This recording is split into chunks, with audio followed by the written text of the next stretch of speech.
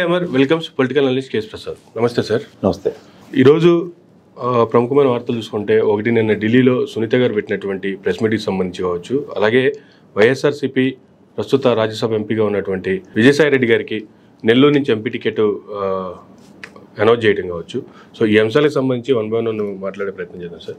ముందుగా ఢిల్లీలో సునీత గారు పెట్టినటువంటి ప్రెస్ మీట్కి సంబంధించి మాట్లాడుకుంటే ఆ ప్రెస్ మీట్ సారాంశం ఆవిడ చేసినటువంటి కామెంట్కి సంబంధించి ఏం చెప్తారు సార్? ఈ పనికిమాలిన బోగునీశాలలో ఈ తెలుగుదేశం చేసిన ఒక బ్రూటల్ ఎక్సర్సైజ్ హూ కిల్డ్ బాబాయ్ అన్న దగ్గర పాదయాత్రలో లోకేష్ పాదయాత్రలో సగంలో దాన్ని ఆ టాపిక్ మాట్లాడొద్దని పచ్చల్లోడు ఎప్పుడైతే చెప్పాడో అప్పుడు మానేసిన తదనంతరంలో చిన్నపిల్లలు చూడండి, ఎగ్జామ్ అయిపోయిన తర్వాత రివిజన్ టెస్టులు ఉంటాయి. రివిజన్ చేసినప్పుడు పాత చెత్త అంతా సరే చదువుకుంది ఏదో రివిజన్ చేసుకుంటారు. దీనికి విభిన్నంగా వీళ్ళు ఏంటంటే పాత చేతనంతటిని ప్రజలకి మళ్ళీ పరిచయం చేసే కార్యక్రమానికి తెరలేపారు. ఎప్పుడైతే జైస్వాల్ అనే ఒక సిబిఐ డైరెక్టర్ మారిపోయిన దాకా జరిగిన పరిణామాలు చూస్తుంటే సుధా సింగ్ మేడం ఎప్పుడైతే కన్ఫైన్ చేసి ఇచ్చేశారు. ఇప్పుడు ఎన్ని కబుర్లు చెప్తారు, కంటే కూతురునే కానాలి, లేదంటే ఆడపిల్లకి జరిగిన అన్యాయం, ఇవన్నీ మాట్లాడుతున్నారు. ఈ తెలుగుదేశంలో అంటే చీపురు పెట్టి తుడుచుకునే వాళ్ళు, నిత్యం భజన చేసుకుని బతికే వాళ్ళకి కొన్ని పదవులు వచ్చిన ఉదంతం చూసి అదే కంటిన్యూషన్ సునీతమ్మ మొదలెట్టింది. ఇప్పుడు ఓకే భజన ఆఫీస్ బాయ్తో సైతం అవంటే వదలలేదు, అందరికీ కృతజ్ఞతలు చెప్పుకుంటూ తెలుగుదేశంలో. ఏందండి ఇది అంటే ఈ కథ స్క్రీన్ పే దర్శకత్వం ఎవడైతే ఇచ్చాడో వాళ్ళందరికీ కృతజ్ఞతలు చెప్పింది ఆవిడ. ఎందుకంటే కొత్త డైరెక్షన్లో ఇప్పటిదాకా దాన్ని రంజింపజేశారు ఆ మనోరంజక కార్యక్రమానికి. సో సురక్షిత ఇప్పుడు ఎవరైతే గొడ్డలతో నేను నరికేశాను, మీ నాన్నని చంపేశాను గుండెల మీద కూర్చుని అని చెప్పినోడికి ప్రొటెక్షన్ ఇచ్చుకునే కార్యక్రమం. సిట్ 1 సిట్ 2 సారాంశంలో కుటుంబ సభ్యులే అన్న దగ్గర అంటే ఈ కథా స్క్రీన్ ప్లే అనుగుణంగా ఎవరికి నచ్చిన కుటుంబం అప్పుడు ఉదాహరణకి ఈయన కుటుంబం సభ్యుల బదులు అవినాష్ రెడ్డి గారి కుటుంబాన్ని ప్లాంట్ చేసి తర్వాత ప్రజాస్వామ్యంలో ప్రజల చేత ప్రజల వలన ప్రజల కోరిక అన్న దగ్గర ప్రజలకు ఏ నాయకుడు చుట్టూ ఉన్నారో అదో డైజెస్ట్ చేసుకోలేక గతంలో చూడండి చంద్రబాబు వలయాల కింద ఏర్పడి నన్ను మీరు కాపాడాలన్నప్పుడు ఎత్తుకోదేశారు లోపల 52 రోజుల పాటు. దిక్కుదేవాలని లేదు, ఎవడు కార్యకర్త లేదు, ఎవడు లేడు ఆ పార్టీకి. ఇక్కడ నెట్టనిలో ఉన్న కార్యకర్తలు నిలబడి ఉన్నారు. ఎందుకు? ప్రజల్లో మమేకమైన ఒక పార్టీ, ప్రజల్లోంచి ఆవిష్కరించబడిన నాయకులకి ప్రజలు ఇచ్చే గౌరవం. అందుకే అవినాష్ రెడ్డిని 2 సార్లు గుండెల్లో పెట్టుకున్నారు. వీళ్ళు దీన్ని ట్విస్ట్ చేసి మొగుడు నేను బావని వివేకానంద రెడ్డి గారి బావగారు, ఈవిడ బావగారు నేను భర్తని నర్రెడ్డి కుటుంబాన్ని పరిరక్షించడానికి ఈవిడ అటుపక్క బురద జల్లే కార్యక్రమానికి అయినప్పుడు చట్టం దాని పని అది చేసుకున్నా సరే, ఎందుకంటే వ్యవస్థలతో ఆడుకోవడం అలవాటు అయిపోయిన వాళ్ళకి. ఎందుకంటే ఎన్ని స్టేలు ఉన్నాయో, ఏ స్టే ఆర్డర్ ఎప్పుడు వికెట్ అయిందో, దేని మీద బెయిల్ ఉందో, ఏ బెయిల్ ఎప్పుడు రద్దు అయిందో, ఏ కేసు పూర్తిగా మాఫీ అయిందో చంద్రబాబు నాయుడు గారిది ఈ రోజు దాకా చర్చించకుండా కాలక్షేపం చేసిన ఉదంతంలో ఇవాళ ఎప్పుడైతే ఇప్పుడు ఈ షమీం గారి కాన్వర్సేషన్స్ ఉన్నాయి, 13 సంవత్సరాలు తండ్రి కూతుర్లకి అసలు బంధమే లేదు, కనీసం మాట్లాడుకోలే. అప్పుడు నేను ప్రెస్ మీట్లో చెప్తుంది 2017లో ఓడగొట్టింది ఎవరు, గెలిచింది ఎవరు? ₹1 డబ్బులు లేకుండా ఆయన నానా తెప్పలో పెడుతూ ఆ వజ్రాల వ్యాపారం, రియల్ ఎస్టేట్ వ్యాపారాలు అనుకుని ఎక్కడైనా ₹1 సంపాదించవచ్చు ఇటు ఉక్కిరి బిక్కిరి తిరుగుతున్న వివేకం సారికి డబ్బులు లేకుండా నిస్సహాయ స్థితికి గురి చేసింది ఎవరు? ఎందుకు? ఆ రెండో భార్యకి ఆర్తి ఇచ్చేస్తారని. ఆ రెండో భార్యకి వివేకానంద రెడ్డి గారికి జరిగిన కాన్వర్సేషన్స్ అన్ని మెసేజ్లు సిబిఐ ఛార్జ్ షీట్లో పొందుపరచబడినాయి, వెనకాల స్క్రోల్ అవుతే చూసుకోండి. ఇంత జరుగుతుంటే కూడా సిబిఐ వాళ్ళు సౌభాగ్యమ్మ గారు అంటే వివేకానంద రెడ్డి గారి భార్యని అడిగినప్పుడు ఏమడిగారు తెలుసా? కళ్ళజోడు ఫ్రేమ్ ఎక్కడ కొన్నారు? ఎవరైనా సరే కుటుంబ సభ్యులు అంటే తల్లి కూతురుల్ని భర్త చనిపోతే మీకు శత్రువులు ఎవరు, ఎవరి వల్ల మీకు ఉపద్రవాలు ఉన్నాయో అవి అడుగుతారు. కళ్ళజోడు ఫ్రేమ్ ఎక్కడ కొన్నారు ఇవా అంటే ఇన్వెస్టిగేషన్ ఎంత చక్కగా జరిగిందో చూసుకోమనండి. ఎప్పుడైతే సుధా సింగ్ మేడము ఈ దస్తగిరిగానే పనికిమాలిన ఏదో చుట్టూ రచింపజేసి ఆయన అరెస్ట్ చేసిన తర్వాత నుంచి జరిగిన పరిణామాలు చూసుకోమనండి. ఆయన కాపాడే కార్యక్రమంకి వెళ్ళి జరలేపుకున్నారు. కరెక్ట్గా ఎలక్షన్స్ ముందు అందరూ మర్చిపోతే వీళ్ళ ఆయుధాలు ఏంటి? హూ కిల్డ్ బాబాయ్, జగన్మోహన్ రెడ్డి గారి 1,00,000 కోట్ల అవినీతి, దోపిడీ, రాక్షస పాలన, ఈ 4 స్లోగన్లు. ఎందుకంటే గొప్ప అపోజిషన్ పార్టీగా ప్రజల్లో ఉండి ప్రజా సమస్యల మీద నిలువెత్తు పోరాటాలు చేసి ప్రజా ఉద్యమాలు నిర్మించి ప్రజా అధికారం సంతరించుకునే ఉదంతాలు చూసాం. వీళ్ళకి ఒళ్ళొంగక ఈ పనికిమాల చెత్తనే రివిజన్ కార్యక్రమం పెట్టి ఢిల్లీలో కుటుంబానికి కూడా ఉపయోగపడతలేదు తెలియదు రఘురామకృష్ణరాజు ఇలాంటి వాళ్ళందరినీ పెట్టుకుని వీళ్ళందరి వలన అట వస్తాం చెప్తే ఇవన్నీ ఎవరికి ఉపయోగం లేదు, ఉపయోగంలో లేని అంశాలు. అసలు ఎవరు వీళ్ళందరూ? ఈ క్యారెక్టర్స్ అందరికి కృతజ్ఞతల సభ ఏంటి? ఇది ఏమన్నా ధన్యవాదాల సభ? సబ్జుడిష్ అన్న ప్రాథమిక అవగాహన కూడా లేదు కోర్టులో ఉన్న విషయంలో. అంటే కోర్టు తీర్పును కూడా ఈవిడ ఏ విధంగా వస్తుందో తెలిసిపోయింది ఈవిడికి. ఆ భయం ఎలా నడిపించగలరు కదా? ఎందుకంటే నిజం నిలకడ మీద తెలుస్తుంది. ఈ నిలకడ 4 సంవత్సరాలు పట్టింది. అబద్ధాల పునాదుల మీద ఏర్పడిన ఆ కొత్త అబద్ధాన్ని 25వ తారీఖు దాకా జస్టిఫై చేయలేపారు కదా. అందుకని నా డిబేట్లో ఎన్నోసార్లు నేను ఛాలెంజ్ చేశాను రామ్ సింగ్ని. ఎవరతను ఒక జస్టిస్ ఎస్ఐ స్థాయిలో ఉన్నాడు, అడిషనల్ ఎస్పీ కేటగిరీ ఇచ్చి ఇన్వెస్టిగేషన్ మాడ్యూల్ చేస్తే 167, 164 సిఆర్పిసిల్ని ఎలా మ్యానిపులేట్ చేసాడో నా పాత విశ్లేషణలు లక్షలు చెప్పాను. ఆ విశ్లేషణలు కన్ఫైన్ అయ్యి దాని మీద ఏర్పాటు చేసుకున్న దాంట్లో అవినాష్ రెడ్డి గారిని అరెస్ట్ అన్నది 25వ తారీఖు లోపల జరగాలి. అది ఎప్పుడైతే జరగలేదో తట్టుకోలేకపోతున్నారు. కనీసం సబ్జుడిషియల్ అన్న ప్రాథమిక అవగాహన కూడా లేకుండా మాట్లాడుతున్నారు. ఎవరిని కాపాడుతారు? మీ నాన్నగారు ఎప్పుడైతే ఎమ్మెల్సీ ఓడిపోయిన దాంట్లో ఎవరి వలన, ఎవరి బీటెక్ రవి తెలుగుదేశం నుంచి ఆయనకి వెళ్ళడం ఏంటి, ఎవరి ఈ సీఎం రమేష్ వీళ్ళందరితో కాంటాక్ట్లు మీ భర్తలో ఉన్నారని చెప్పి, మీ భర్త బావగారు ఉన్నారని, మీ కుటుంబం దగ్గర ఏళ్ళ పరిరక్షణ కోసం ఇటు నుంచి ఇచ్చిన స్క్రీన్ ప్లేట్ ప్రకారం మీరు నడుస్తానంటే ఇది ఎక్కడ విడ్డూరం అమ్మా?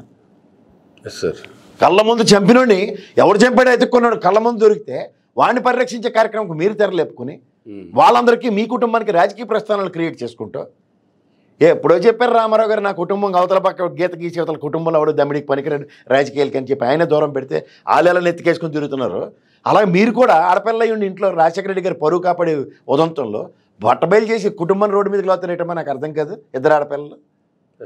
ఇప్పుడు సిఐడి సిబిఐ ఇన్వెస్టిగేషన్స్ అవన్నీ అడిగింది ఎవరు? సిట్ 1 రిపోర్ట్ ఎందుకు బయటపెట్టరు? సిట్ 2 రిపోర్ట్ ఎందుకు బయటపెట్టరు?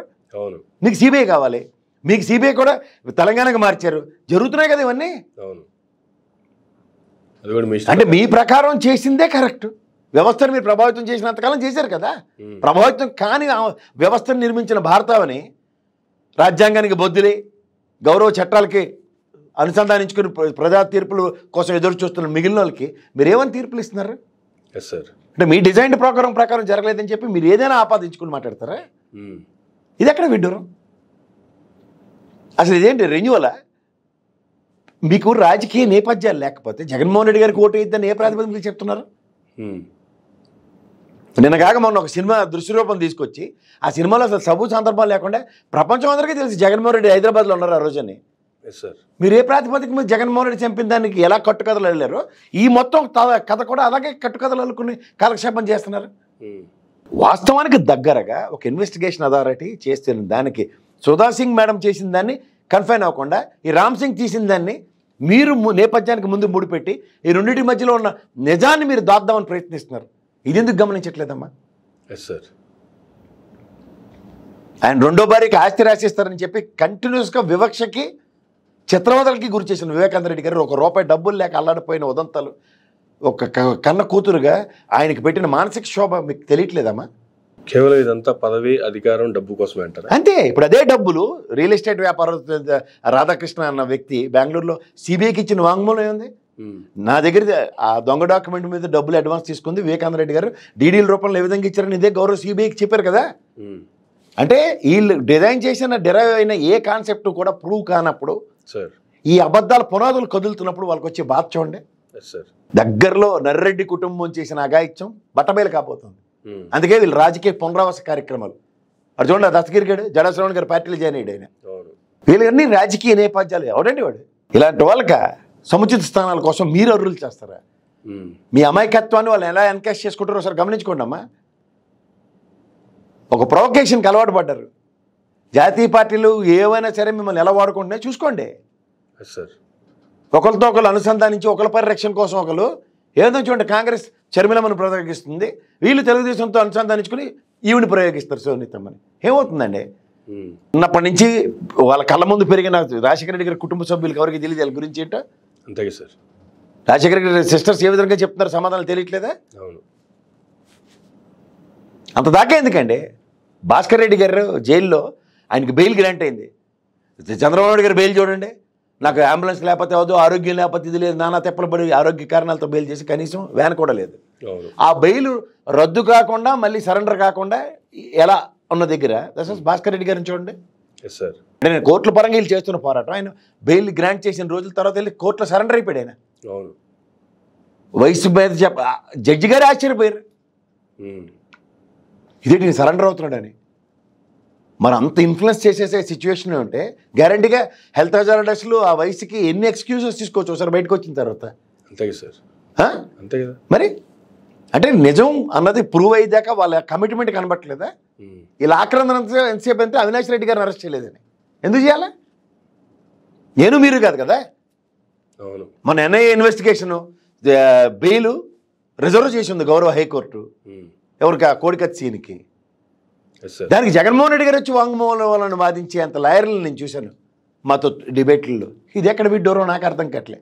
నాకు తెలిసి ఉరిశిక్షలు అలాంటివి పడినప్పుడు మెర్సీ గ్రౌండ్లో గౌరవ రాష్ట్రపతి గారు ఉరిశిక్ష రద్దు చేయండి అని వాళ్ళకి అభ్యర్థించుకున్న ఉదంతాలు చూసాం. కానీ కేసులో ఒక వాంగ్మూలం ఇచ్చే స్థాయి కలిగిన ఒక ముఖ్యమంత్రి గారే వచ్చేవాళ్ళ జగన్మోహన్ రెడ్డి గారు కోర్టుకు రానందుకు ఎన్ఐఏ బెయిల్ గ్రాంట్ చేయించట్లేదు, కోర్టులు ప్రభావితమే కోడికత్తి సీన్కి బెయిల్ ఇవ్వట్లేదని ప్రజల్ని ఏ విధంగా పక్కదారి పట్టిస్తారో ఈ మాధ్యమాల త్వరగా గమనించండి.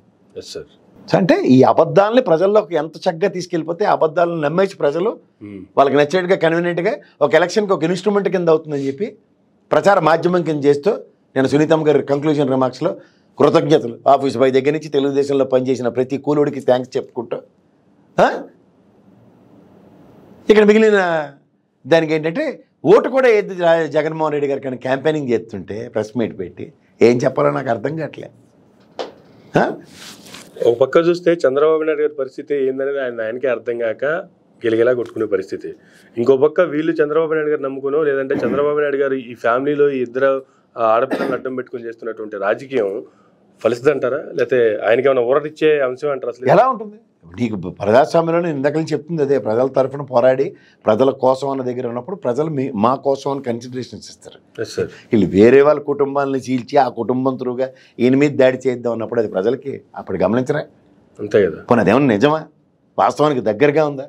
సార్ నిజంగా వివేకానంద రెడ్డి గారు ఎంపీ పదవి కోసం అంత అర్రులు చేసినాడు అంటే రాత్రి 11 గంటల దాకా ఆ జమ్మల మడుగులో ఆ ఆలి ప్రభాతం గారిని కన్విన్స్ చేసి అవినాష్ రెడ్డి గారికి జగన్మోహన్ రెడ్డి గారికి మనం సహాయ సహకారాలు అందించాలని ఆయన అంత తపన పడవలసిన అవసరం ఏముంది?